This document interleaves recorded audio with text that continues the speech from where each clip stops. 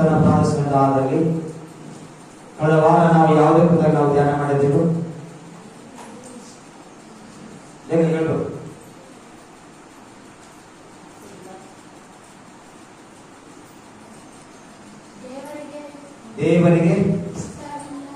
ದೇವರಿಗೆ ನಮ್ಮಿಂದ ಇಷ್ಟವಿಲ್ಲದ ಕ್ರಿಯೆಗಳು. ದೇವರು ಯಾವುದನ್ನು ಇಷ್ಟಪಡಲಿಲ್ಲ.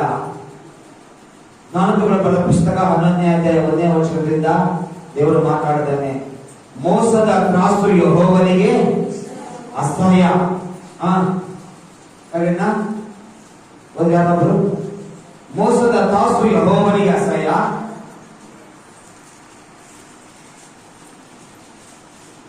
ಮೂರು ವಿಷಯ ನೋಡ್ಕೊಂಡೇವು ಕಳೆದ ವಾರದಲ್ಲಿ.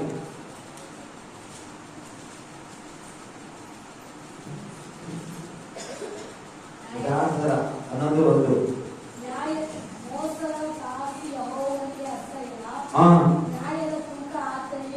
ನ್ಯಾಯದ ತೂಕ ಆತನಿಗೆ ಸಂತೋಷ. ಮೋಸದಿಂದ ನಾವು ಏನಾದ್ರೂ ಗಳಿಸ್ತೀವಿ ಅಂದ್ರೆ ದೇವರಿಗೆ ಇಷ್ಟ ಇಲ್ಲ. ಅಂತಾದ್ರೂ ಕೊಟ್ಟವರು ಇಷ್ಟಪಡಲ್ಲ. ಆದ್ರೆ ನಾವು ಮೂರು ವಿಷಯ ಪಡೆಯುವುದು. ಒಂದು ಮೋಸದ ನಕಲಿ ಬಗ್ಗೆ, ಮೋಸದ ಬಗ್ಗೆ. ಎರಡನೇದು ಕಳ್ಳತನದ ಬಗ್ಗೆ. ಮೂರದು ಸುಳ್ಳು.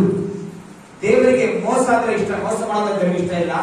ಕಳ್ಳತನ ಮಾಡೋದು ದೇವರಿಗೆ ಇಷ್ಟ ಇಲ್ಲ. ಸುಳ್ಳು ಹೇಳೋದು ದೇವರಿಗೆ ಇಷ್ಟ ಇಲ್ಲ.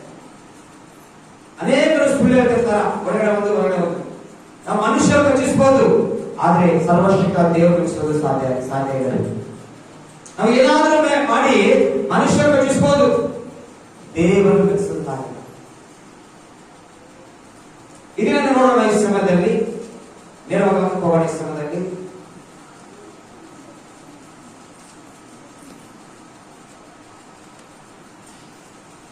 ಆದಿಕಾಂಡ 6ನೇ ಅಧ್ಯಾಯ 5ನೇ ವಚನದಿಂದ ನಾವು ಸಮಯದ ವಾಕ್ಯ ನೋಡೋಣ. ಆದಿಕಾಂಡ 6ನೇ ಅಧ್ಯಾಯ 5ರಿಂದ 8ರವರೆಗೆ.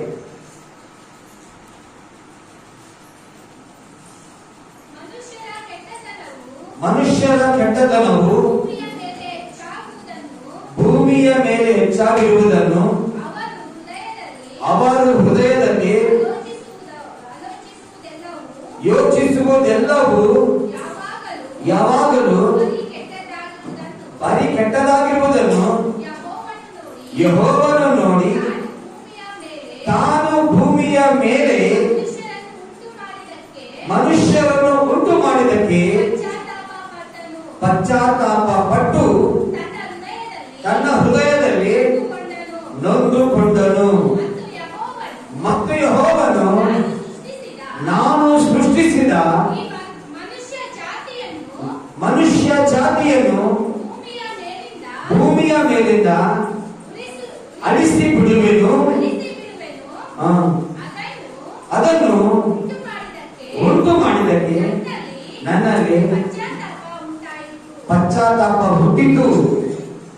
ಮನುಷ್ಯರೊಂದಿಗೆ ಸಕಲ ಮೃಗ ಕ್ರಿಮಿ ಪಕ್ಷಿಗಳನ್ನು ಅಳಿಸಿ ಬಿಡುವೆನು ಅಂದುಕೊಂಡನು. ಆದರೆ ನೋಹನಿಗೆ ಯೆಹೋವನ ಕೈ ದೊರಕಿತು.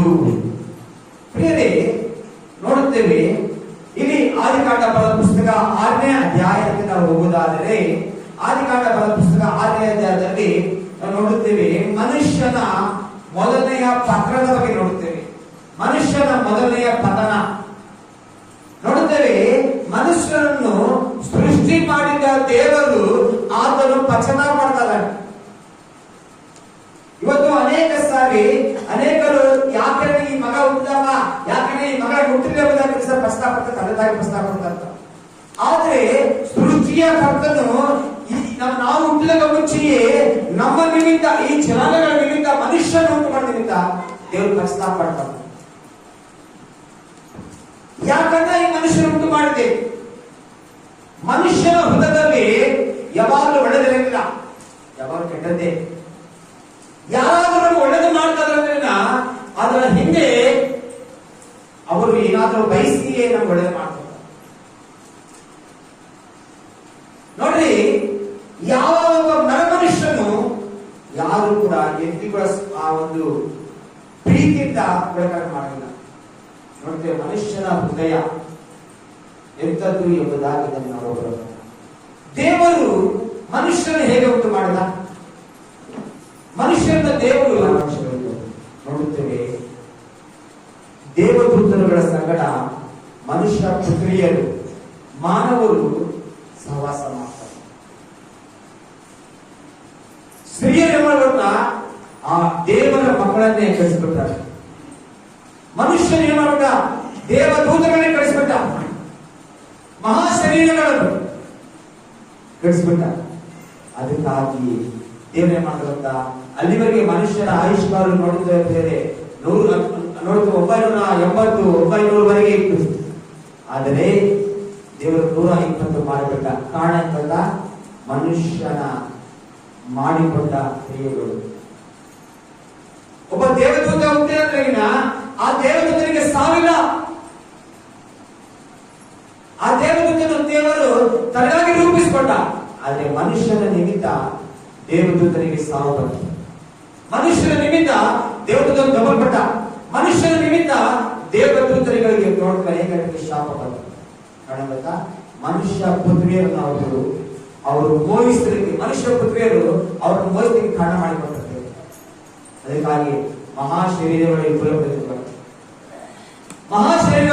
ಕುಲತೆತ್ತುಕೊಂಡು ಮನುಷ್ಯನ ಮಟ್ಟ ಪಾಪವನ್ನು ಮಾಡ್ತಾ ಇದ್ದಾರೆ. ಅದಕ್ಕಾಗಿ ಮನುಷ್ಯನ ಹೃದಯವನ್ನು ನೋಡಿ ಮತ್ತೆ ಆಲೋಚನೆ ಮಾಡ್ತಾರೆ, ಅಯ್ಯೋ ನನಗೆ ಯಾಕೆ ಮನುಷ್ಯರ ಉಂಟು ಮಾಡಿದೆ, ಯಾಕೆ ಮನುಷ್ಯರ ಉಂಟು ಮಾಡಿದೆ. ಯೆರೆಮೀಯನ ಬರೆದ ಪುಸ್ತಕ 4ನೇ ಅಧ್ಯಾಯ 14ನೇ ವಚನ. ಯೆರೆಮೀಯನ ಬರೆದ ಪುಸ್ತಕ 4ನೇ ಅಧ್ಯಾಯ 14ನೇ ವಚನ. ಯೆರೆಮೀಯ 4:14.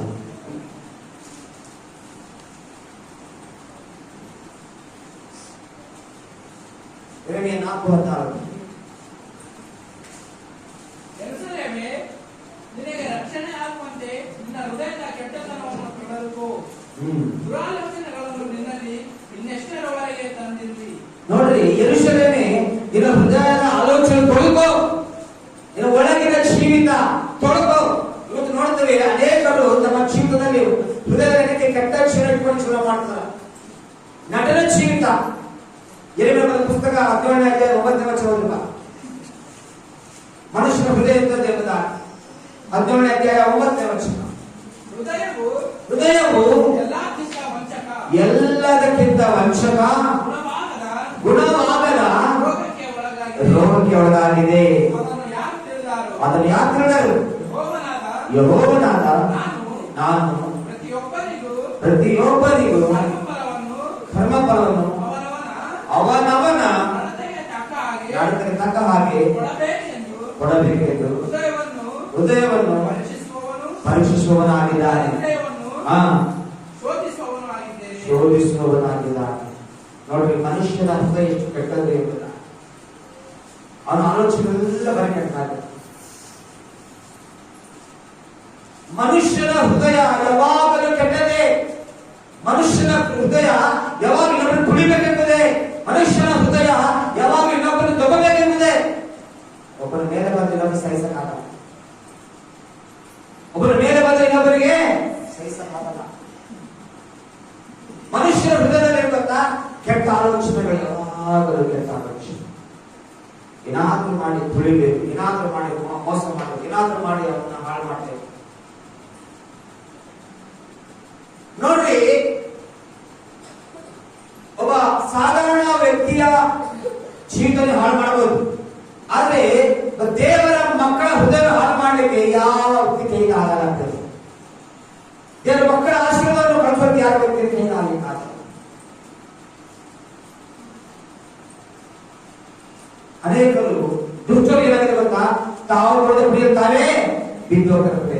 ಅನೇಕರು ತಾವು ಕೊಡದ ಕುಡಿಯುತ್ತಾರೆ ಬಿದ್ದು ಹೋಗ್ತಾರೆ. ಇವತ್ತು ಅನೇಕರು ಗೊತ್ತಾ, ಅವ್ರಿಗೆ ಗೊತ್ತ, ಎಲ್ಲ ಗೊತ್ತು, ನಮಗೆಲ್ಲ ಗೊತ್ತು, ಜೀವನ ಮಾಡ್ತಾರೆ. ಹೃದಯ ಕೆಟ್ಟ ಆಲೋಚನೆ.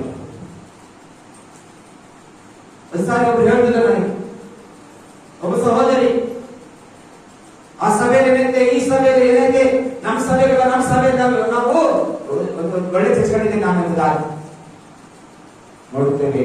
ಹಾಗೆ ಜೀವಿತವೇ ಒಂದು ಕಡೆ ನೆಲೆಯಾಗಿಲ್ಲ. ಹಲವಾರು ಸಭೆಗಳು ತಿರುಗಿ ಇವತ್ತು ಇನ್ನೊಂದು ಸಭೆಗೆ ಹೋಗ್ತಾರೆ. ಕೆಟ್ಟ ಆಲೋಚನೆಯಿಂದ ನಾವು ಪ್ರಾರ್ಥನೆ ಮಾಡಿದ್ರು ಕೂಡ ದೇವರು ಕೇಳಲಿಲ್ಲ. ಎಷ್ಟು ಉಪವಾಸ ಮಾಡಿದ್ರು, ಎಷ್ಟು ಕಡೆ ನೀವು ನೋಡುತ್ತೇವೆ. ಮನುಷ್ಯನನ್ನು ಉಂಟು ಮಾಡಬೇಕಾಗಿ ದೇವರು ಪಶ್ಚಾತ್ತಾಪ ಮಾಡ್ತಾರೆ. ಯಾಕೆ ಗೊತ್ತಾ? ಮನುಷ್ಯನ ಹೃದಯ ಎಲ್ಲವೂ ಕೆಟ್ಟದಾಗ ಇವತ್ತು ನಮ್ಮ ಹೃದಯದ ಆಲೋಚನೆಗಳು ಸರಿಪಡಿಸಿಕೊಳ್ಳಬೇಕು. ನಮ್ಮ ಹೃದಯದ ಜೀವಿತವು ಸರಿಪಡಿಸಿಕೊಳ್ಳಬೇಕು. ನಮ್ಮ ಅಂತರಂಗ ಜೀವಿತ ದೇವರ ಮುಂದೆ ಶುದ್ಧೀಕರಣವಾಗಬೇಕು. ದೇವರು ನಮ್ಮನ್ನು ಯಾಕೆ ರೂಪಿಸಿದ್ದಾನೆ ಗೊತ್ತಾ? ತನ್ನಂತೆ ನಾವು ಈ ಲೋಕದಲ್ಲಿ ಜೀವನ ಮಾಡಬೇಕು ಗೊತ್ತಾ? ದೇವರಂತೆಯೇ ನೀನು ಇರಬೇಕೆಂಬುದಾಗಿ. ದೇವರು ಪರಿಶುದ್ಧನು, ದೇವರು ನಿಷ್ಕಳಂಕನು, ದೇವರನ್ನು ಯಾವ ಒಂದು ಅಪವಿತ್ರತೆಯಿಂದ ಆತನು ಪರಿಶುದ್ಧನ ದೇವರ. ಅದಕ್ಕಾಗಿ ಈಶ್ವರದ ಪುಸ್ತಕ 6 ಅಲ್ಲಿ ಪರಲೋಕದಲ್ಲಿ ದೇವದೂತರುಗಳು ಪರಿಶುದ್ಧನು ಪರಿಶುದ್ಧನು ಪರಿಶುದ್ಧನು ಎಂಬುದಾಗಿ ಆತನ ಕೊಂಡಾಡುವಂತರು. ಮನುಷ್ಯನು ರೂಪಿಸಿಕೊಳ್ತದಾನೆ ಅನೇಕ ವಿಷಯಗಳನ್ನು. ಹೃದಯದಲ್ಲಿ ತಾನು ಇಷ್ಟಪದವನ್ನು ರೂಪಿಸಿಕೊಳ್ತದಾನೆ. ಇಷ್ಟಪದ ದೇವರುಗಳನ್ನು, ಇಷ್ಟಪದ ದೇವತೆಗಳನ್ನು, ಇಷ್ಟಪದ ದೇವದೂತರುಗಳನ್ನು ದೇವರುಗಳನ್ನು ರೂಪಿಸಿಕೊಳ್ತಾನೆ. ಆದರೆ ಸೃಷ್ಟಿಯನ್ನು ಪೂಜಿಸ್ತದಾನೆ, ಸೃಷ್ಟಿಕರ್ತರನ್ನು ಮಾಡ್ಕೊಳ್ತಾರೆ. ಸೃಷ್ಟಿಯನ್ನು ಪೂಜೆ ಮಾಡ್ತದಲ್ಲ, ಸೃಷ್ಟಿಕರ್ತರನ್ನು ಆಲೋಚನೆ. ಇದು ದೇವರು ಸೃಷ್ಟಿಯ ಕರ್ತನಾಗಿದ್ದಾನೆ. ಸೃಷ್ಟಿಯ ಕರ್ತನ ಮುಂದೆ ನಮ್ಮ ಹೃದಯ ಸರಿಯಾಗಿರಬೇಕು, ನಮ್ಮ ಜೀವನಗಳು ಸರಿಯಾಗಿರಬೇಕು, ನಮ್ಮ ಒಂದು ಬಾಳು ಸರಿಯಾಗಿರಬೇಕು. ನಾವು ಸೇವಿಸುವ ದೇವರು ಆತನು ನೋಡುತ್ತೇವೆ, ಒಂದು ಕಲ್ಲಲ್ಲ, ಒಂದು ಬಂಡೆ ಅಲ್ಲ. ಆತನು ನಿನ್ನನ್ನು ರೂಪಿಸಿದ ಸೃಷ್ಟಿಯ ಕರ್ತನಾಗಿದ್ದಾನೆ. ಮನುಷ್ಯನ ನಿಮಿತ್ತ ದೇವರು ಹೊಂದಿಕೊಳ್ಳಬಾರದು. ದೇವರು ಸಂತೋಷ ಪಡಬೇಕು.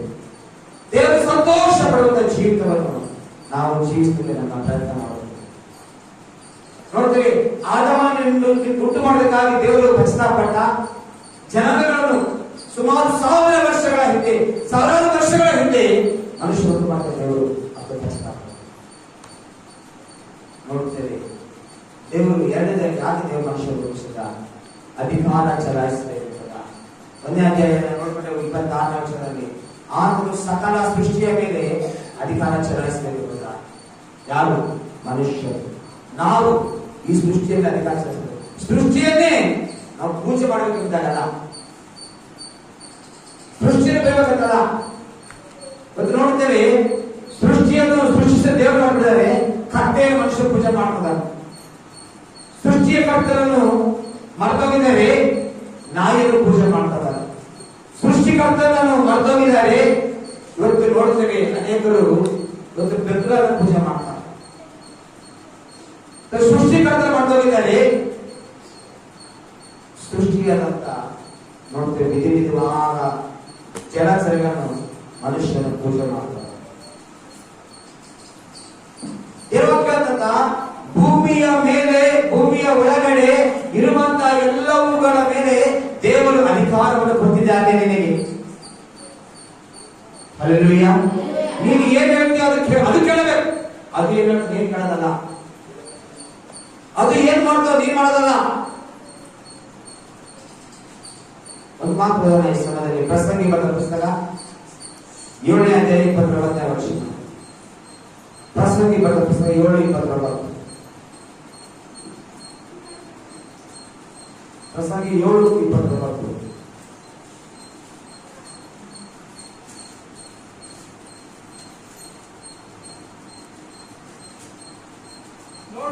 ನೋಡು, ದೇವರು ಮನುಷ್ಯರನ್ನು ಸತ್ಯವಂತರಾಗಿ ಸೃಷ್ಟಿಸಿದನು. ಅವರಾದರೂ ಬಹು ಯುಕ್ತಿಗಳನ್ನು ಕಲ್ಪಿಸಿಕೊಂಡಿದ್ದಾರೆ. ಇದನ್ನು ಮಾತ್ರ ಲೋಕದಲ್ಲಿ ನೋಡ್ತೇವೆ. ಜ್ಞಾನಿ ಕಾಣ್ತದಾನೆ, ಏನ್ ಕಾಣ್ತದ? ದೇವರು ಮನುಷ್ಯರನ್ನು ಸತ್ಯವಂತರಾಗಿ ನೀತಿವಂತರಾಗಿ ದೇವರು ರೂಪಿಸಿಕೊಂಡ್ರೆ ಮನುಷ್ಯ ಏನಾಗ್ತದ? ಬಹುಯುಕ್ತಿಗಳನ್ನು, ಕೆಟ್ಟ ಆಲೋಚನೆಗಳನ್ನು ಅದನ್ನು ನಿರ್ಮಿಸ್ತಾ ಇದ್ದಾರೆ. ಕೆಟ್ಟ ಕೆಟ್ಟ ಆಲೋಚನೆಗಳು ಮನುಷ್ಯರನ್ನು ದೇವರು ರೂಪಿಸುವಾಗ ನೋಡುತ್ತೇವೆ. ದೇವರು ಏನು ಗೊತ್ತಾ? ಅವನ ಅಧಿಕಾರ ಚಲಿಸಬೇಕು, ಅವನು ತನ್ನಂತೆ ಇರಬೇಕು. ಮೊದಲನೇದಾಗಿ ನಾವು ದೇವರಂತೆ ನಾವು ಇರಬೇಕಂತ. ದೇವರು 16 ಮದುವೆ ಮಾಡ್ಕೊಂಡಿಲ್ಲ. ದೇವರು 16 ನೋಡಿದ್ರೆ ವಿಚಾರಣೆ ಮಾಡ್ಕೊಂಡಿಲ್ಲ. ದೇವರು ಬೇರೆ, ಆದರೆ ಪರಿಶುದ್ಧನಾಗಿ ಜೀವಿಸಿದ ಪ್ರಕಾರ ಪರಿಶುದ್ಧ ರಾಷ್ಟ್ರಪಡ್ತಾನೆ. ಎರಡನೇದಾಗಿ ನೋಡ್ತೇವೆ, ಆಜ್ಞಾಂತರ ಅಧಿಕಾರ ಚಲಾಯಿಸಬೇಕೆಂಬುದ. ನಿನ್ನ ಆಲೋಚನೆಗಳು, ನಿನ್ನ ಕ್ರಿಯೆಗಳು ದೇವರಂತೆ ಇರಬೇಕು. ದೇವರಂತೆಯೇ ಇರಬೇಕೆಂಬುದಾಗಿ ದೇವರು ರೂಪಿಸಿದ್ದಾರೆ. ಆದರೆ ಮನುಷ್ಯರು ಏನ್ ಮಾಡ್ತಾರೆ? ಅವನ ಹೃದಯದ ಅಂತರಾಳದಲ್ಲಿ ಕೆಟ್ಟದಾಗುವುದನ್ನು ಯೋಚನೆ ಮಾಡ್ತಾರೆ. ಕೆಟ್ಟದಾಗಿರುವುದನ್ನು ಯೋಚನೆ ಮಾಡಿ ಕೆಟ್ಟದನ್ನು ಅವನು ಇಷ್ಟಪಡ್ತಾರೆ, ಒಳ್ಳೆದನ್ನೇ ಇಷ್ಟಪಡ್ತಾನೆ. ಅವನ ಕ್ರಿಯೆ ಕೆಟ್ಟದಾಗಿರುವುದರಿಂದ ದೇವರ ಶಾಪ ಮನುಷ್ಯನಿಗೆ ಬರ್ತದೆ. ಅವನ ಕ್ರಿಯೆಗಳು ಸರಿಯಿಲ್ಲದ ಕಾರಣ ದೇವರ ಶಾಪ ಏನ್ ಬಂತ? ಜಲಪ್ರಳಯ. ಹೆಂಗಿತ್ತು ಗೊತ್ತಾ? ಕಳೆದ ಮಾರ್ಚ್ ತಿಂಗಳು 24ನೇ ತಾರೀಕು ಅಮೆರಿಕ ದೇಶದಲ್ಲಿ ನೋಡೋದಕ್ಕಿಂತ ಬೇರೆ ಅನೇಕ ಮನೆಗಳಿಲ್ಲ, ಅನೇಕ ನೂರಾರು ಜನ ಸತ್ತೋಗಿದ್ದಾರೆ. ನೋಡ್ತೇವೆ ಇನ್ನೊಂದು ದೇಶದಲ್ಲಿ, ನಮ್ಮ ಭಾರತ ದೇಶ ಪಕ್ಕದಲ್ಲಿ ನೋಡ್ತೇವೆ, ಇನ್ನೊಂದು ದೇಶದಲ್ಲಿ ಒಂದೇ ಒಂದು ಸುನಾಮಿ, ಒಂದೇ ಒಂದು ಭೂಕಂಪ, ಚಿಕ್ಕ ಭೂಕಂಪ ಬಂದ್ಬಿಟ್ಟು ಮೈಮಾರಲ್ಲಿ ಚಿಕ್ಕ ಭೂಕಂಪ, ಸಾವಿರಾರು ಜನ ಸತ್ತೋದ್ರು. ಯಾಕಂತ ಮನುಷ್ಯನ ಹೃದಯದ ಕೆಟ್ಟ ಆಲೋಚನೆ, ಮನುಷ್ಯನ ಕೆಟ್ಟ ಆಲೋಚನೆ. ನಮ್ಮ ಆಲೋಚನೆಗಳನ್ನು ದೇವರಿಗೆ ನಾವು ಒಪ್ಪಿಸಬೇಕು. ದೇವರೇ, ನನ್ನ ಆಲೋಚನೆ ಏನಾದರೂ ತಪ್ಪಾದ್ರೆ ನಾನು ಕ್ಷಮಿಸುವ, ನನ್ನ ಜೀವನ ಏನಾದರೂ ತಪ್ಪಾದ್ರೆ ಕ್ಷಮಿಸುವ ಅಪ್ಪ, ನನ್ನ ನಡವಳಿಕೆ ಏನಾದರೂ ತಪ್ಪಿದ್ರೆ ಕ್ಷಮಿಸು ಎಂಬುದಾಗಿ ದೇವರನ್ನು ಕೇಳಬೇಕು. ಒಂದ್ಸಾರಿ ನೋಡಿರ್ತೇವೆ, ಒಂದು ಸಾರಿ ನಾವು ನೋಡ್ತೇವೆ, ಮೊನ್ನೆ ಜನವರಿ ತಿಂಗಳ ಆದ ಘಟನೆ. ಜನವರಿ ತಿಂಗಳು ಅಮೆರಿಕ ದೇಶದಲ್ಲಿ ನೋಡ್ತೇವೆ, ಕೋಟಾನುಗಟ್ಟಲೆ ಆಸ್ತಿ ಇರುವಂತಹ ಎಲ್ಲಾ ಒಂದು ಯಾರು ಫಿಲ್ಮ್ ಆಕ್ಟರ್ಸ್ ಪಂದ್ಯ ಹಾಕೊಂಡ್ರಂತ. ಏನ್ ಗೊತ್ತಾ? ನೋಡೋಣ, 3 ಭಾಗ ಮಾಡ್ತಾರಂತ. ಒಂದು ಭಾಗ ದೇವರದು, ಒಂದು ಭಾಗ ತಂದೆ ತಾಯಿಗಳದು, ಒಂದು ಭಾಗ ನಮ್ಮ ಜ್ಞಾನ ಅಂತ ಹಾಕೊಂಡವ್ರು ಹೇಳೋದಂತ. ಎಷ್ಟು ಜನ ಕೇಳಂತ ಕೇಳಂತ, ಎಷ್ಟು ಜನ ದೇವರನ್ನು ಆಶೀರ್ವದಿದ್ದೀರಿ? ಯಾರು ಕೈ ಅಂತ ಕೇಳಂತ, ಆ ವ್ಯಕ್ತಿ ಕೇಳಂತ, ಎಷ್ಟು ಜನ ತಂದೆ ತಾಯಿನ ಆಶೀರ್ವದಿದ್ದೀರಿ? ಒಂದು 20% ಬೇಕಾಗಿತ್ತಂತ. ನಂತರ ಹೆಚ್ಚಾಗಿ ನೀವು ನಿಮ್ಮ ಸ್ವಂತ ಜ್ಞಾನದಿಂದ ಅಭಿವೃದ್ಧಿ ಆಗಿದೆ, 80% ಬೇಕಾಗಿತ್ತು. ಅದರಂತ ನಮ್ ದೇವರಿಲ್ಲ ನಮಗೆ, ನಾವೇ ನಾವು ಚೆನ್ನಾಗಿ ಹೋಗಿದ್ದೇವೆ, ನಮಗೆ ಬಂಗಲೆಗಳಿವೆ, ನಮಗೆ ಹೆಲಿಕಾಪ್ಟರ್ಗಳಿವೆ, ವಿಮಾನಗಳಿವೆ, ನಮಗೆಲ್ಲ ಆಸ್ತಿ ಇದೆ. ಏನಾಯ್ತು? ಜನವರಿ ತಿಂಗಳು 8ನೇ ತಾರೀಕು, 10ನೇ ತಾರೀಕು ನೋಡುತ್ತೇವೆ, ಏನಾಯ್ತು? ದೊಡ್ಡ ದೊಡ್ಡ ಬಿಲ್ಡಿಂಗ್ಗಳೆಲ್ಲ ಭಸ್ಮವಾದ ಬೆಂಕಿಗೆ, ಆಹುತಿಗೆ ಅವು ನಾಶವಾದವು. ನಾನು ನೋಡಿರೋದು ಟಿವಿ ನ್ಯೂಸ್ಗಳಲ್ಲಿ. ದೇವರ ಉಗ್ರತೆ ಬಂದ್ಬಿಡ್ತು. ಹೃದಯದ ಆಲೋಚನೆಗಳು ಸರಿಯಾಗಿದ್ದ ಕಾರಣ, ಹೃದಯದಲ್ಲಿ ನಾನೇ ಎಂಬ ಸ್ವಾರ್ಥದಿಂದ ಜೀವಿಸುವ ಕಾರಣ, ಹೃದಯದಲ್ಲಿ ನನ್ನಿಂದಲೇ ನಾನು ಕಟ್ಟಿಕೊಂಡಿದ್ದೀನಿ, ನನ್ನ ಸಾಮ್ರಾಜ್ಯ ಅಂತ ಕೊಡುವ ಕಾರಣ ಅದು ನಾಶವಾಗಿದೆ. ದೇವರಿಲ್ಲ, ಯಾವ ದೇವರಿದ್ದಾನೆ? ದೇವರಿಲ್ಲ ಅನ್ಕೊಂಡು ಭೂಮಿಯ ಮೇಲೆ ಅವರ ಉಳಿತನವೇ ಇದಕ್ಕೆ ನಾಶ. ಮೊನ್ನೆ ಆ ಕಡೆ ಹೋದ್ವಾರ ಮೈಮಾರ 24 ಅಂತಸ್ತಿನ ಬಿಲ್ಡಿಂಗ್, ಅತಿ ಎತ್ತರದಲ್ಲಿ. ಆ ಬಿಲ್ಡಿಂಗ್ ಮೇಲೆ ಸ್ವಿಮ್ಮಿಂಗ್ ಪೂಲ್ ಇದೆ.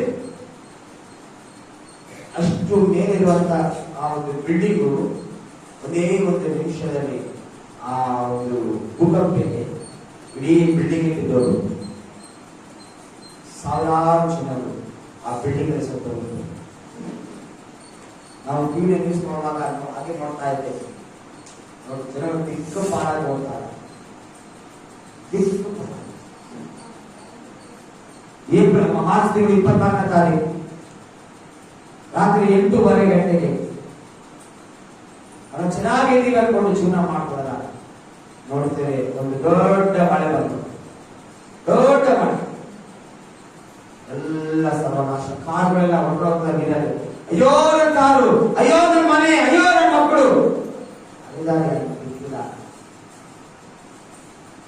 ಕಲ್ಪನೆ ಕಥೆ ಹೇಳ್ತಾ ಇದ್ರಿ, ನಿಜವಾದ ಘಟನೆಗಳು.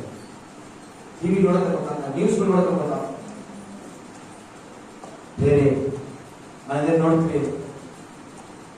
ಬೆಂಗಳೂರು ಪಟ್ಟಣದಲ್ಲಿ ನಾನು ನೋಡ್ತೀವಿ, ಇನ್ನು ಇವತ್ತು 4-5 ದಿನ ಮಳೆ ನಿಂತೋಗಿದೆ. ಸ್ವಲ್ಪ ನೋಡ್ತೀವಿ ಅನೇಕ ಕಡೆಗಳಲ್ಲಿ ಮಳೆ ನಮಗೆ ಅವಾಂತರಗಳು. ಮನುಷ್ಯನ ಒಂದು ಕೆಟ್ಟ ಕ್ರಿಯೆಗಳಿಂದ ಆಗುವಂತ ಪರಿಣಾಮಗಳು ಎಂಬಂತ ದೇವರ ಉಗ್ರತೆ, ದೇವರ ಶಾಪ ಕುಟುಂಬಗಳಿಗೆ ಎಲ್ಲಿಗೆ ಆಗ್ತಾ ಇಲ್ಲ. ಕುಟುಂಬಗಳಲ್ಲಿ ನೋಡ್ತೇವೆ ಸಾವುಗಳು, ಕುಟುಂಬಗಳಲ್ಲಿ ಅನೈತಿಕ ಕ್ರಿಯೆಗಳಾಗ್ತಾ ಇವೆ. ಇವತ್ತು ತಂದೆ ತಾಯಿಗಳು ಮಾಡುವ ಕ್ರಿಯೆಗಳಿಂದ, ತಂದೆ ತಾಯಿಗಳು ಒಂದು ಕಾರ್ಯಗಳಿಂದ ಇವತ್ತು ಮನೆಗಳಲ್ಲಿ ಶಾಪ ಶಾಪ ಶಾಪ ಬರ್ತಾರೆ.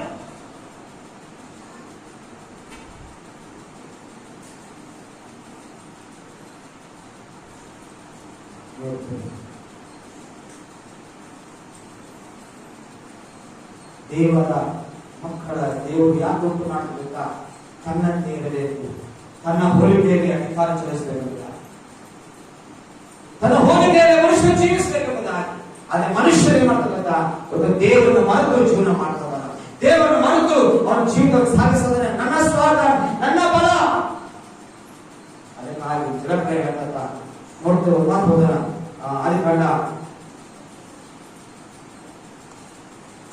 ಆದಿಕಾಂಡದ ಪುಸ್ತಕ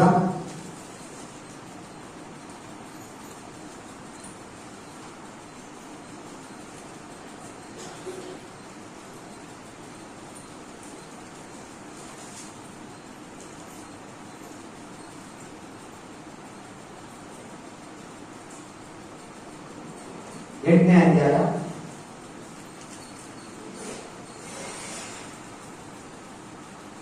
ಸಾರಿ 7ನೇ ಅಧ್ಯಾಯ 20ನೇ ವಚನ 18-20 23 ವರೆಗೂ. ಆದಿಕಾಂಡ 7ನೇ ಅಧ್ಯಾಯ 18-23 ವಚನ. ಅಲ್ಲಿ ಜೆರಬ್ಯಾಯದಲ್ಲಿ ಆದ ಕ್ರಿಯೆಗಳನ್ನು ನೋಡೋಣ.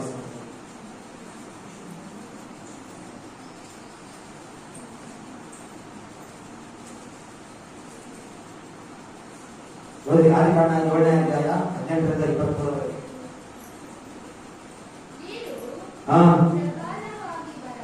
ನೀರು ಪ್ರಬಲವಾಗಿ ಬಲು ಹೆಚ್ಚಲು,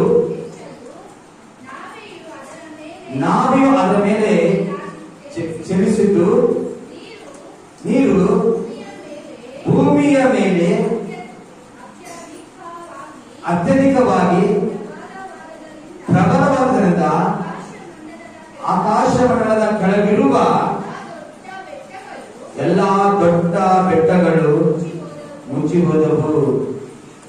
ನೀರು ಆ ಬೆಟ್ಟಗಳಿಂದ 15 ಮೊಳ ಮುಚ್ಚಲು ಅವುಗಳು ಸಂಪೂರ್ಣವಾಗಿ ಮುಚ್ಚುವುದರಿಂದ ಪಶು ಪಕ್ಷಿ ಮೃಗ ಪ್ರೇಮಿಗಳು ಮನುಷ್ಯರು ಸಹಿತವಾಗಿ ಭೂಮಿಯ ಮೇಲೆ ಚಲಿಸುತ್ತಿರುವ ಸಕಲ ಪ್ರಾಣಿಗಳು ಲಯವಾದವು. ಮೂಗಿನಿಂದ ಶ್ವಾಸ ಬಿಡುವ ಭೂಜಂತುಗಳೆಲ್ಲ ಸತ್ತವು. ಮನುಷ್ಯರು ಮೊದಲುಗೊಂಡು ಪಶು ಪಕ್ಷಿ ಕ್ರಿಮಿಗಳವರೆಗೂ ಭೂಮಿಯ ಮೇಲಿಂದ ಎಲ್ಲಾ ನಾಶವಾಯಿತು. ಅವು ಭೂಮಿಯ ಮೇಲಿಂದ ಲಯವಾಗಿ ಹೋದವು. ನೋಹನ ಅವರೊಂದಿಗೆ ನಾವೇನಿದ್ದ ಜೀವಿಗಳು ಮಾತ್ರ ಉಳಿದವು. ನೋಡುತ್ತಿದ್ದೇವೆ, ಬೆಟ್ಟಗಳ ಮೇಲೆ 15 ಅಡಿ ಎತ್ತರ, ಭೂಮಿಯ ಮೇಲೆ 15 ಅಡಿ ಎತ್ತರ. ಭೂಮಿಯ ಮೇಲೆ 15 ಅಂತಂದ್ರೆ ಇಂಚು ಈ ಒಂದು ಬೀಮರಿಗೆ, ಈ ಬೀಮರ್ ಅಥವಾ ಈ ಟಾಪರಿಗೆ 15 ಅಡಿ ಎತ್ತರಿನ ಭೀಮದೀಪ. ಆದ್ರೆ ವಾಕ್ಯವಂತ ಭೂಮಿಯ ಮೇಲೆ ಎತ್ತರವಾದ ಬೆಟ್ಟಗಳ ಮೇಲೆ 15 ಅಡಿ ಮೇಲೆ ಅಷ್ಟು ನೀರು ಬರಲು ಒಬ್ಬನು ಉಳಿದಿಲ್ಲ, ಒಂದು ಪ್ರಾಣಿಗಳು ಉಳಿದಿಲ್ಲ, ಒಂದು ಪಕ್ಷಿಗಳು, ಮೂಗಿನಿಂದ ಶ್ವಾಸಗಳು ಎಲ್ಲವೂ ನಾಶವಾಗ್ತದೆ. ಕಾಣಬಹುದಾ? ಮನುಷ್ಯನ ಕೆಟ್ಟ ಕ್ರಿಯೆಗಳು, ಮನುಷ್ಯನ ಕೆಟ್ಟ ಕಾರ್ಯಗಳು. ಬೇರೆ ಇವತ್ತು ನೋಡುತ್ತೇವೆ, ಆ ಕಾರ್ಯಗಳ ನಿಮಿತ್ತ ಮನುಷ್ಯನ ಉಳಿಗಾಲ ಇಲ್ಲ. ಆದ್ರೆ ನೋಹನು ಮಾತ್ರವೇ ಉಳಿದುಕೊಂಡನು. ನೋಹನು ಯಾಕೆ ಉಳಿದುಕೊಂಡ? ವಾಕ್ಯದ ನೋಹನು ಬೇರೆ ಅವನು ದೇವರಲ್ಲಿ ಬೆಳೆದಾನ. ಅಲ್ಲಿ ನೋಡ್ತೇವೆ, 3 ಅಂಶದಲ್ಲಿ ನೋಡ್ತೇವೆ, ದೇವರೊಂದಿಗೆ ಮನುಷ್ಯ ನಡೆಯಬೇಕೆಂದು ದೇವರು ಮನುಷ್ಯನ ರೂಪಿಸಿಕೊಂಡ. ಆದರೆ ಆ ಕಾಲದಲ್ಲಿ ಒಬ್ಬ ನೋಹನು ಮಾತ್ರವೇ ದೇವರೊಂದಿಗೆ ನಡೆದುಕೊಂಡನು. ಹಲ್ಲೆಲೂಯ. ದೇವರೊಂದಿಗೆ ನೋಹನು ಮಾತ್ರ ನಡೆದುಕೊಂಡನು. ಒಂದು ಮಾತು ಓದೋಣ. ಮೊದಲನೇ ಪೇತ್ರ 3:21 ವಚನ ಓದೋಣ. ಮೊದಲನೇ ಪೇತ್ರ 3:21.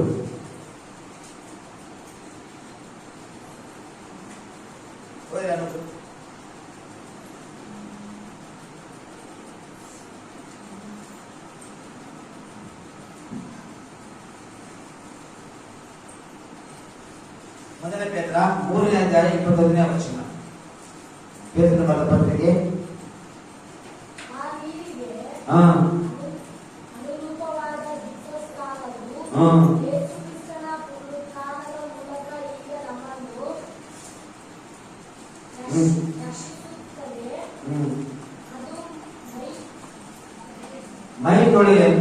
ಮೈಕೊಳೆಯನ್ನು ಹೋಗಲಾಡಿಸುವುದಲ್ಲ, ಒಳ್ಳೆ ಮನಸ್ಸಾಕ್ಷಿಯಾಗಬೇಕೆಂದು ದೇವರಿಗೆ ವಿಜ್ಞಾಪಿಸಿಕೊಳ್ಳುತ್ತದೆ.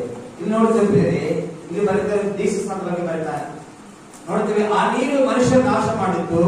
ಆದ್ರೆ ಯೇಸು ಕ್ರಿಸ್ತನ ನಾವು ಸೆಳೆದಕ್ಕಾಗಿ ದೀಕ್ಷಾಸ್ನಾನ ಮಾಡಿಕೊಳ್ತೀವಲ್ಲ, ಆ ನೀರು ನಮ್ಮ ಮೈ ತೊಳೆಯಂಗಿಲ್ಲ, ನಮ್ಮ ಅಂತರ್ಯವನ್ನು ಅದು ಶುದ್ಧೀಕರಣ ಮಾಡುತ್ತೆ.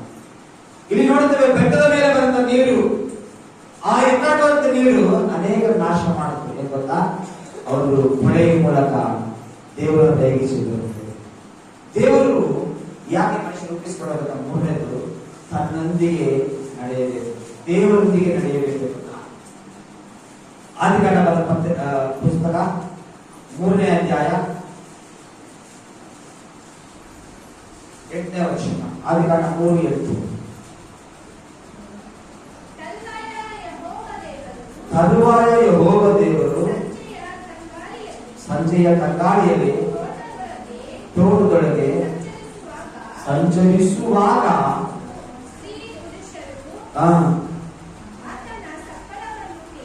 ನೋಡ್ರಿ, ಯೆಹೋವ ದೇವರು ಇಲ್ಲಿ ಗೊತ್ತಾ, ಮನುಷ್ಯನಿಗೋಸ್ಕರ ಪ್ರತಿದಿನ ಮುಂಜಾನೆಯು ಸಂಜೆಯು ದೇವರು ಅವರೊಟ್ಟಿಗೆ ಬರ್ತಾರೆ. ಅವರೊಟ್ಟಿಗೆ ಆ ಸಮಯಗಳಲ್ಲಿ ಬರ್ತಾ ಇತ್ತು. ದೇವರು ಏನ್ ಇಷ್ಟಪಡ್ತಾರೆ ಗೊತ್ತಾ? ಮನುಷ್ಯರು ತನ್ನೊಂದಿಗೆ ಸಹವಾಸ ಮಾಡಬೇಕು, ದೇವರೊಂದಿಗೆ ಸಹವಾಸ ಮಾಡಬೇಕು, ದೇವರೊಂದಿಗೆ ನಡೆಯಬೇಕೆಂಬುದಾಗಿ ದೇವರು ಇಷ್ಟಪಡ್ತಾರೆ. ಮನುಷ್ಯನ ದೇವರು ನಡೆಯಬೇಕು ಅಂತ. ಆದ್ರೆ ಮನುಷ್ಯನ ಯಾರು ನಡೀತಾರೆ? ಹೇಗೆ ನಡೀತಾ ಇದ್ದಾರೆ? ಮನುಷ್ಯನ ಆಲೋಚನೆಯನ್ನು ದೇವರ ಆಲೋಚನೆ, ಮನುಷ್ಯನ ಸ್ವಂತ ದೃಷ್ಟಿ ನಡೀತಾ. ಆದ್ರೆ ದೇವರೇ ಮಾಡೋದು ಗೊತ್ತಾ? ಅವರಿಗೋಸ್ಕರವೇ ಆತನು ಬಂದಿದ್ದಾನೆ. ಮನುಷ್ಯನಿಗೋಸ್ಕರವೇ ದೇವರು ಈ ಲೋಕಕ್ಕೆ ಬಂದಿದ್ದಾನೆ.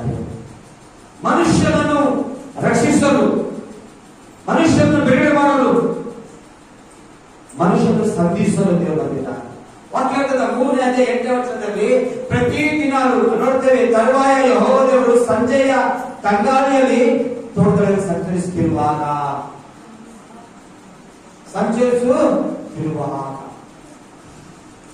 ಅಂದ್ರೆ ದೇವರೇ ಆತನ ಪರಲೋಕವನ್ನು ಬಿಟ್ಟು ಈ ಭೂಲೋಕಕ್ಕೆ ಮನುಷ್ಯರೊಟ್ಟಿಗೆ ಸಹವಾಸಗಳನ್ನು ಹುಡುಕ್ತಾರೆ. ಮನುಷ್ಯರು ಎಲ್ಲಿದ್ದಾರೆ? ನನ್ನ ಮಕ್ಕಳು ಎಲ್ಲಿದ್ದಾರೆ? ನನ್ನ ಮಕ್ಕಳು ಹುಟ್ಟಿರುವಾಗ ಇರುವಾಗ ಸ್ತ್ರೀ ಪುರುಷರು ಇಬ್ಬರು ತಾವು ಪಾಪ ಮಾಡಿದೆ ಅಂತ ತಿಳಿದು ಪರಿಮಂತ ಬಚ್ಚಿಕೊಂಡಿದ್ದಾರೆ.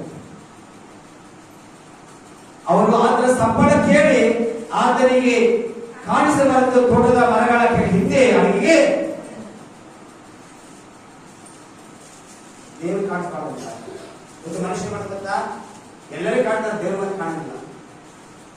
ಎಲ್ಲರಿಗೂ ಕಾಣ್ತಾನೆ, ಮನುಷ್ಯನ ದೇವ್ರಿಗೆ ಮಾತ್ರ ಯಾಕಂತ ದೇವರು ಅಯ್ಯೋ ದೇವ್ರ ಹಂಗಪ್ಪ ಹಿಂಗಪ್ಪ ಅಂತ ದೇವರಪ್ಪ ಇಂಥ ದೇವರಪ್ಪ, ಅದಕ್ಕೆ ನಾನು ದೇವ್ರನ್ನ ಕಾಣಲಿ. ದೇವರು ಪ್ರೀತಿ ಸ್ವರೂಪಿ, ದೇವರು ಪ್ರೀತಿಸದನೆ ದೇವರ ಬಳಿಗೆ ಬಂದರೆ ಆತನು ತನ್ನ ಪ್ರೀತಿಯಿಂದ ಕಾಪಾಡ್ತಾನೆ. ಒಂದು ವೇಳೆ ದೇವರ ದೂರ ಹೋದ್ರೆ ನೋಡುತ್ತೇವೆ ನಾಶವಾಗ್ತದೆ. ಯಾವಾಗ ಆದಾಮ ಮತ್ತು ಅವರು ಪಾಪ ಮಾಡಿದೆವುದಾಗಿ ಒಂದು ವೇಳೆ ಆತನ ಸಂಬಳವನ್ನು ಕೇಳಿ ಅವರು ಆತನ ಮುಂದೆ ಬಂದು ಮೋಕರಿಸಿದಾಗ ಅವರು ಪಶ್ಚಾತ್ತಾಪ, ಅವರು ಹೇಳಬೇಕ ದೇವರ ಒಂದು ಕೃಪೆಯನ್ನು ಒಪ್ಪಿಕೊಳ್ತಾರೆ. ಆದ್ರೆ ಅವರು ತಪ್ಪನ್ನು ಒಪ್ಪಿಕೊಂಡಿಲ್ಲ, ತಪ್ಪನ್ನು ಒಪ್ಪಿಕೊಂಡಿಲ್ಲ. ಅವ್ರು ದೇವರ ಬಳಿಗೆ ಬಂದಿಲ್ಲ. ಅವ್ರ ದೇವರ ದೂರ ಇನ್ನ ದೂರ ಹೋದ್ರೆ ದೇವರಿಂದ ಅಯ್ಯೋ ದೇವ್ರು ಬಂದಾನ, ಅಯ್ಯೋ ದೇವ್ರು ಬಂದಾನ, ದೇವ್ರು ಸಂಪರ್ಕ ಕಳಿಸ್ತಾರೆ. ಗಿಡದ ಹಿಂದೆ ಹೋಗಿ ಆ ದೊಡ್ಡ ಬುಡದಲ್ಲಿ ಅವ್ರು ಬಚ್ಚಿಕೊಂಡು ದೇವ್ರ ವಾಕ್ಯ ಹೇಳ್ತಾ ಬರೀ ದೇವರ ಕರೀತಾರೆ, ಎಲ್ಲಿದ್ದೀರಾ ಆದಾಮ ಅವ್ವ? ಇವಾಗ ನೋಡ್ತಾ ಒಂಥರ ಸ್ವಾಮಿಯ ಸ್ವಪ್ನಗಳನ್ನು ಕೇಳಿ ನಾವು ಬಚ್ಚಿಕೊಂಡಿದ್ದೀವಿ. ಯಾಕೆ ಬಚ್ಚಿಕೊಂಡಿದ್ದೀರಿ? ಏನಾಗಿದ್ದೀವಿ? ದಿಗಂಬರವಾಗಿದ್ದೇವೆ. ಅಲ್ಲಿವರೆಗೂ ದಿಗಂಬರವಾಗಿದ್ರು, ಅಲ್ಲಿವರೆಗೂ ಬಟ್ಟೆ ಇದ್ದಿಲ್ಲ. ಆದ್ರೂ ಕೂಡ ಅಲ್ಲಿವರೆಗೆ ಅದು ಗೊತ್ತಾಗಲಿಲ್ಲ. ಯಾವಾಗ ಅವರು ದೇವರಿಗೆ ಅವಿಧೇಯರಾಗ್ತಾರೆ ನಾವು ದಿಗಂಬರವಾಗಿದ್ದೇವೆ. ದೇವರು ಮನುಷ್ಯನನ್ನು ರೂಪಿಸಿಕೊಳ್ಳಲು ಮೂರನೇ ಅಂಶ ಏನು ಗೊತ್ತಾ? ದೇವರೊಂದಿಗೆ ದೇವರಂತೆಯೇ ನಡೆಯಬೇಕು. ಹಲ್ಲೆಲೂಯ. ಎಷ್ಟು ಜನ ದೇವರು ಕರೀತಾರೆ, ಎಷ್ಟು ಜನ ದೇವರು ಕರೀತಾರೆ. ದೇವರ ಮಕ್ಕಳನ್ನ ಆಲೋಚನೆ ಮಾಡೋಣ. ಇವತ್ತು ಎಷ್ಟು ಜನ ದೇವರನ್ನು ಬಿಟ್ಟು ಜೀವನದ ಲೋಕದಲ್ಲಿ ತಿರುಗಾಡ್ತಾರೆ. ಯಾರೊಬ್ಬರು ಕೇಳಿದ್ರೆ ಏನಾದ್ರು ಗೊತ್ತಾ? ಇಲ್ಲ ಸರ್, ಭಾರತದಲ್ಲಿ ಕೂಲಿ ಮಾಡೋದಕ್ಕೆ ಚರ್ಚೆ ಬೇರೆ ಆಗಲ್ಲ. ಯಾರೋ ಬಂದ್ರು, ಇಲ್ಲ ಸರ್ ಭಾರತದಲ್ಲೇ ವ್ಯಾಪಾರ ಇರ್ತಂತ.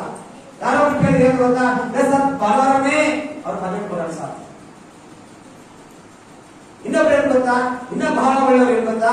ದೇವ್ರ ಚರ್ಚೆ ಬಗ್ಗೆ ಮಾತಾಡ್ತಾನ, ಮನೆಗೆ ಕೂಡ ಮಾತಾಡ್ತಾನ. ದೇವರು ಇಲ್ಲಿದ್ದಾರೆ ಗೊತ್ತಾ? ದೇವರು ತನ್ನ ಆಲಯದಲ್ಲಿದ್ದಾರೆ. ಹಲ್ಲೆಲೂಯ. ಈ ಆಲಯ ದೇವರು ಪ್ರತ್ಯೇಕಿಸಿಕೊಂಡ ಸ್ಥಳ. ಈ ಆಲಯವನ್ನು ಬಿಟ್ಟು ದೇವರು ಪ್ರತ್ಯೇಕಿಸಿಕೊಂಡ ಸ್ಥಳವನ್ನು ಬಿಟ್ಟು ದೇವರ ಮಾತಾಡು ಅಂತ ಮಾತಾಡು ದೇವರ ಸ್ವರ ಬರಲ್ಲ. ದೇವರ ಸ್ವರ ಏನ್ ಮಾಡ್ತಾ? ದೇವರ ಸ್ವರ. ದೇವರ ಸ್ವರ ಬೇಕಾ? ದೇವರ ಸ್ವರ ಬೇಕಾ? ನೋಡ್ರಿ, ಅಲ್ಲಿವರೆಗೆ ಅವರು ದೇವ್ರ ಪ್ರತಿದಿನ ದೇವರೊಟ್ಟಿಗೆ ಸಂಭಾಷಣೆ ಮಾಡ್ತಾ ಇದ್ದ, ದೇವರೊಟ್ಟಿಗೆ ಅವ್ರಿಗೆ ಬಂದು ಮಾತಾಡ್ತಾ ಇದ್ದ. ಆದ್ರೆ ಯಾವತ್ತು ಅವರು ಪಾಪ ಮಾಡ್ತಾರೋ ದೇವರು ಬಂದಿದ್ದಾನೆ, ಆದ್ರೆ ಇವರು ದೇವ್ರು ಹೋಗ್ತಾರೆ. ಇಂತಹ ಹೃದಯದ ದೇವ್ರು ನೋಡಿ, ಇಂತಹ ಆಲೋಚನೆ ನೋಡಿ ದೇವ್ರು ಬಂದುಕೊಳ್ತಾರೆ. ಅಯ್ಯೋ ಮನುಷ್ಯನ ಯಾಕೆ ರೂಪಿಸಿದಪ್ಪ, ಯಾಕೆ ಸೃಷ್ಟಿ ಮಾಡಿದ? ನಾನು ಸಾಧ್ಯಕಾಲ ಮಕ್ಕಳನ್ನ ಬಹಳಷ್ಟು ಕಾಲಕ್ಕೆ ಮಾಡ್ತೀವಿ. ಯಾಕೆ ನಾನು ಹೊಟ್ಟೆ ಹುಟ್ಟಿದ ನಾನು ಇಷ್ಟು ರೂಪಿಸ್ತಾನ, ಇಷ್ಟು ನನ್ನ ಜೀವದಿಂದ ನಾವು ಅನ್ಕೊಳ್ತೇವೆ ತಂದೆ ತಾಯಿಗಳ ಮಕ್ಕಳ ಬಗ್ಗೆ. ಆದ್ರೆ ದೇವರು ಇಷ್ಟು ನೋಡ್ಕೊಂಡ್ರೆ ಆಲೋಚನೆ ಮಾಡ್ತಾರೆ. ನಾವು ನಮ್ಮ ಕಾರ್ಯಗಳು ನಮ್ಮ ಇಷ್ಟವಾದ ಪ್ರಕಾರ ಜೀವನ ಮಾಡ್ತೀವಿ, ನಮ್ಮ ಇಷ್ಟವಾದ ಪ್ರಕಾರ ನಾವು ದೇವರು ಚಲಿಸ್ತಾ ಇದ್ದೇವೆ. ಆದ್ರೆ ನಾವು ಇಷ್ಟು ಜನ ನಾವು ಇವತ್ತು ಆಲೋಚನೆ ಮಾಡ್ತಾರೆ, ಅಯ್ಯೋ ದೇವರು ಎಷ್ಟು ಮುಂದೆ ಕೊಡ್ತಾರೆ, ಎಷ್ಟು ಮುಂದೆ ಕೊಡ್ತಾರೆ, ಎಷ್ಟು ದೇವರು ಬಾಧೆ ಮಾಡ್ತಾರೆ. ಅಯ್ಯೋ ದೇವರು ಎಷ್ಟು ಅವನು ಕಲಿಯುವ ಸುರಿಸಲಿಲ್ಲ ಆಲೋಚನೆ. ಕೆಲವು ಜನ ಮಕ್ಕಳು ಇದೇ ಬರ್ತದೆ, ಜೀವನ ಅರ್ಥ ಆಗ್ತದೆ. ಎಷ್ಟು ದೇವರು ಕಲಿಯುವ ಮಕ್ಕಳ ಯೆಹೋವನನ್ನು ಹೊಂದಿಕೊಂಡ ದೇವರು ಹೊಂದಿಕೊಳ್ತಾನೆ. ನಮ್ಮ ಕ್ರಿಯೆಗಳನ್ನು ದೇವರು ಹೊಂದಿಕೊಳ್ತಾನೆ, ನಮ್ಮ ಆಲೋಚನೆಗಳನ್ನು ದೇವರು ಹೊಂದಿಕೊಳ್ತಾನೆ. ಅಯ್ಯೋ ಯಾಕೆ ರಕ್ಷಿಸಿದಪ್ಪ? ಅನೇಕ ಜೀವನಗಳು ದೇವರು ಹೊಂದಿಕೊಳ್ತಾರೆ. ಯಾಕಂದ್ರೆ ಅವ್ರಿಂದ ದೇವ್ರಿಗೆ ಆಗ್ತದೆ ಅವಮಾನಗಳು ದೇವ್ರು ನೋಡ್ತಾರೆ, ಅವ್ರಿಗೆ ಆಗ್ತದೆ ದೇವರಿಗೆ ಆಗ್ತದೆ ಅವಮಾನಗಳು ನೋಡ್ತಾರೆ. ಮನುಷ್ಯತ್ವದಲ್ಲಿ ನಾನು ಯಾರು ನೋಡ್ತಾ ಇಲ್ಲ. ದಿವಸ ಒಂದು ಕಂಪನಿಯಲ್ಲಿ ಒಂದು ಆಲಿಟ್ಟಿದ್ದಂತ ಬೆಕ್ಕು ಬಂದಂತ ಬೇಕಾದಂತ ಅಲ್ಲಿ ಯಾರು ನೋಡ್ತಾ ಇಲ್ಲ. ಕಣ್ಮುಚ್ಚು ಬೆಕ್ಕು ನೋಡ್ಬೇಕಂತ ಹಾಲು ಬಿಟ್ಟಿದ್ರಂತ. ಅದು ಹಂಗೆ ಕಣ್ಮುಚ್ಚು ಹಾಲು ಬಿಟ್ಟಂತ ಕಣ್ತಲ್ಲಿ ಕೊಡೋಷ್ಟರಲ್ಲಿ 3 ವ್ಯಕ್ತಿಗಳು ಸುತ್ತಾ ಇದ್ದಂತ. 3 ವ್ಯಕ್ತಿ 3 ಏಟ್ ಬಿಟ್ಟಿನ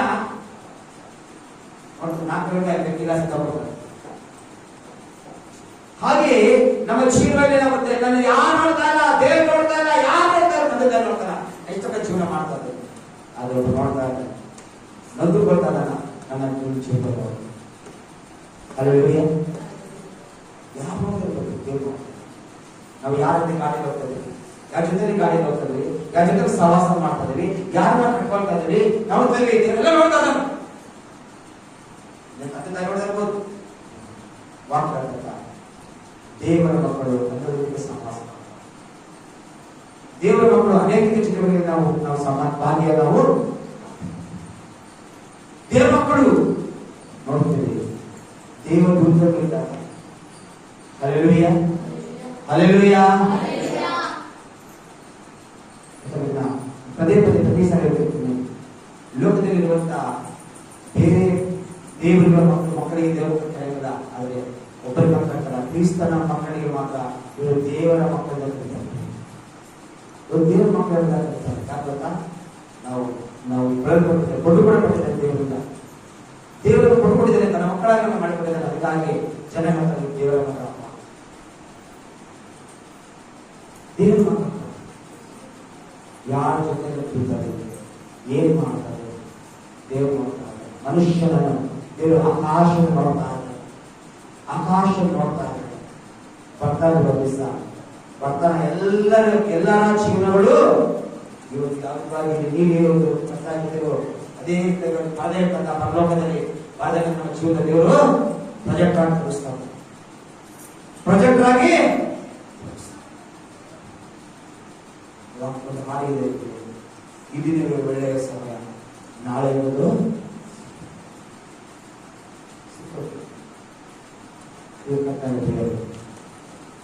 ರೋಮಪುರದ ಪತ್ರಿಕೆ 3ನೇ ಅಧ್ಯಾಯ 23-24 ವಚನಗಳು.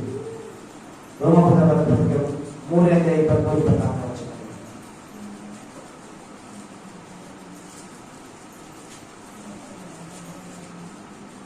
ರೋಮಪುರದ ಪತ್ರಿಕೆ 3ನೇ ಅಧ್ಯಾಯ 23-24 ವಚನ.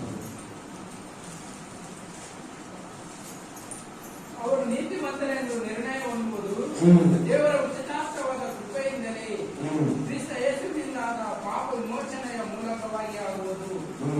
ಆತನು ತನ್ನ ರಕ್ತವನ್ನು ಸುರಿಸಿ ನಂಬಿಕೆಯಿದ್ದವರಿಗಾಗಿ ರೂಪಾಂತರವಾಗಬೇಕೆಂದು ದೇವರು ಈತನನ್ನು ಮುಂದಿಟ್ಟನು. ನೋಡ್ಬೇಡಿ, ಮನುಷ್ಯನು ಪಾಪ ನಿವಾರಕನಾಗಿ ಪಾಪವಂತ ಬಿಡುಗಡೆ ಹಾಕಿದಕ್ಕೋಸ್ಕರ, ನೀತಿವಂತ ಮಾಡೋಕ್ಕೋಸ್ಕರ ಯೇಸು ಕ್ರಿಸ್ತನ ರಕ್ತವನ್ನು ಸುರಿಸಿ ಇವನ ಮನುಷ್ಯನನ್ನು ರಕ್ಷಿಸಿದ್ದಾನೆ. ದೇವರ ಬಳಿಗೆ ಬರುವವರಿಗಾಗಿ ಮಾಡುವ ಯೇಸುವನ್ನು ಮಾಡ್ತಿದ್ದಾನೆ. ಆ ಯೇಸುವಿನ ಮೂಲಕ ನಾವು ದೇವರ ಬಳಿಗೆ ಹೋಗಬಹುದಾಗಿರ್ಬೋದು. ನೀತಿವಂತರೆಂಬ ನಿರ್ಣಯದಲ್ಲಿ ನೋಡಬಹುದು. ನೋಡಿದ ವಾಕ್ಯದಂತ 26ನೇ ವಚನದಲ್ಲಿ ದೇವರು ಹಿಂದಿನ ಕಾಲದ ಪಾಪಗಳನ್ನು ದಂಡಿಸದೆ ಸಹಿಸಿಕೊಂಡಿರಲಾಗಿ ತನ್ನ ನೀತಿಯನ್ನು ಈಗಿನ ಕಾಲದಲ್ಲಿ ಹೀಗೆ ತೋರಿಸಿದನು. ನೀತಿ ಸ್ವರೂಪಿಯಾಗಿಯೂ ಯೇಸುವಿನಲ್ಲಿ ನಂಬಿಕೆಯವರನ್ನು ನೀತಿವಂತರೆಂದು ನಿರ್ಣಯಿಸುವನಾಗಿಯೂ ಕಾಣಿಸಿದ್ದಾನೆ. ಕ್ರಿಸ್ತನಲ್ಲಿ ಯಾರು ಇರ್ತಾರೋ ನೀತಿವಂತರಾಗಿ ನಿರ್ಣಯಿಸಿದ್ದಾರೆ. ಅದಕ್ಕಾಗಿ ಇಂದಿನ ನಾವು ಒಂದು ವಿಷಯ, ಧರ್ಮಶಾಸ್ತ್ರ ಇದ್ದವರಾಗಿ ನನ್ನ ಪಾಪದಲ್ಲಿ ಹೋಗಬೇಕಾಗಿಲ್ಲ. ನೀತಿವಂತರಾಗಿ ನಮ್ಮ ಪಾಪಗಳು ಶುದ್ಧೀಕರಿಸಿದ್ದಾನೆ. ಆದರೆ ನಮ್ಮ ಹೃದಯದ ಆಲೋಚನೆಗಳು, ನಮ್ಮ ಹೃದಯದ ಜೀವನಗಳು ಸೈಟ್ಗಳು, ಒಳ್ಳೆ ಒಳಗಿನ ಜೀವನದಲ್ಲಿ ನೋಡ್ತೇನೆ, ಹೃದಯದಲ್ಲಿ ನೋಡ್ತದನ್ನ.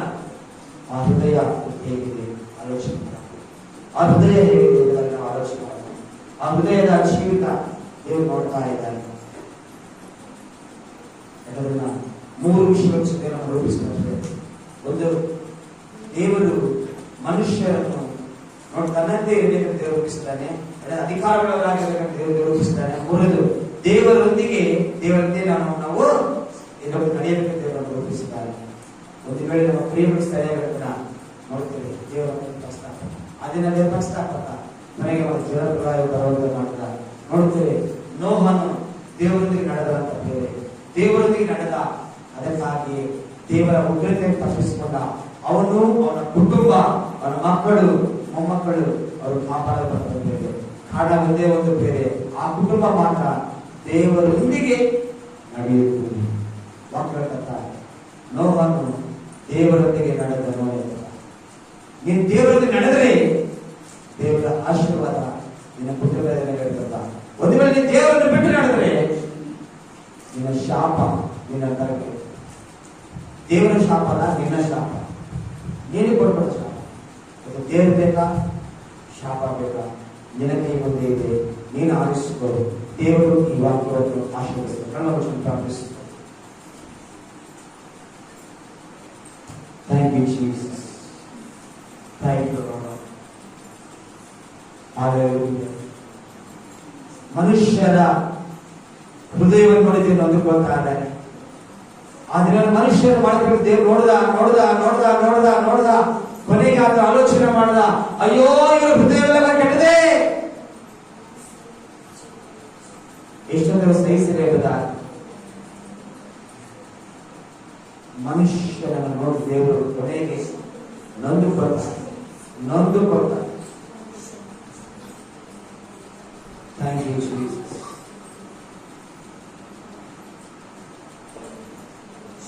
ಪ್ರೀತಿ ಸ್ವರೂಪನು ಅದನ್ನ ಪ್ರೀತಿಯ ಪ್ರಕೃತಿ ದೇವರೇ, ನಮ್ಮ ಹೃದಯವನ್ನು ಅಪ್ಪ, ನಮ್ಮ ಆಲೋಚನೆಯನ್ನು ಇನ್ನು ಮುಂದೆ ನಾವು ಕಾರ್ಯನಿರ್ವಹಿಸಬೇಕೇ ಪ್ರಾರ್ಥನೆ. ಅಪ್ಪ, ನೀನು ನಮ್ಮನ್ನು ಸೃಷ್ಟಿಸಿದ್ದು ನಿನ್ನಂತೆ ಇರಬೇಕೆಂಬುದಾಗಿ ನೀನು ಅಧಿಕಾರ ಕೊಟ್ಟಿದ್ದೀಯಪ್ಪ. ನಮಗೆ ಎಲ್ಲವುಗಳನ್ನು ಅಧಿಕಾರ ಕೊಟ್ಟಿದ್ದೀಯ. ನೋಡ್ತೇವೆ ಸ್ವಾಮಿ, ನಿನ್ನೊಂದಿಗೆ ನಡೆಯಬೇಕೆಂಬುದಾಗಿ ನಮ್ಮ ಹೃದಯದ ಆಲೋಚನೆಗಳನ್ನು ಇದನ್ನ ಶುದ್ಧೀಕರಿಸು. ನನ್ನ ಮನುಷ್ಯನ ಜೀವಿತ ಶುದ್ಧೀಕರಿಸು. ಸೃಷ್ಟಿಯ ಕರ್ತನೆ, ನಿನ್ನನ್ನು ಮರೆತು ಸೃಷ್ಟಿಯನ್ನು ಪೂಜೆ ಮಾಡ್ತಾ ಇವೆ, ಸೃಷ್ಟಿಯನ್ನು ಸ್ವಾಮಿ ದೇವರೇ ಹಿಂಬಾಲಿಸ್ತಾ ಇವೆ. ನೀನೇ ಸಹಾಯ ಮಾಡು, ನೀನೇ ಮಹಿಮೆ. ಇವತ್ತು ಕರ್ತನೆ ಮಧ್ಯಾಹ್ನ ಸಮಯದಲ್ಲಿ ಇಲ್ಲಿ ಪಡೆದ ಸಂದೇಶಕ್ಕಾಗಿ ವಂದನೆ ಸಲ್ಲಿಸ್ತೇನೆ. ಇಲ್ಲಿ ಪಡೆದ ಸಂದೇಶಕ್ಕಾಗಿ ಸ್ತೋತ್ರ ಮಾಡ್ತೇನೆ. ತಂದೆ, ಪ್ರತಿಯೊಬ್ಬರನ್ನು ಆಶೀರ್ವದಿಸು. ನೀನೇ ಮಹಿಮೆಯ ಪ್ರಭಾವವನ್ನು ಬೇಕಾದ ಸಮಸ್ತವಾಗಿ ರೂಪಿಸಿಕೊಡ್ತೇನೆ. ಕರ್ತನಾತ್ಮನೇ, ನೀನೇ ಎಲ್ಲ ವಿಷಯದಲ್ಲಿ ನಡೆಸಿಕೊಟ್ಟು ಬೇಕಾದ ದೇವರಾತ್ಮನೆ, ನೀನೇ ಕಾರ್ಯ ಮಾಡು, ನೀನೇ ಮಹಿಮೆ ಬೇಕಾದ ಈ ವಾಕ್ಯ ರೂಪಿಸಿಕೊಡ್ತಾ ಯೇಸುವಿನ ನಾಮದಲ್ಲಿ ಬೇಡಿ ಉತ್ತರ ಪಡೆದು ಇದೇ ತಂದೆ ಆಗ್ತೇವೆ. ಆಮೆನ್.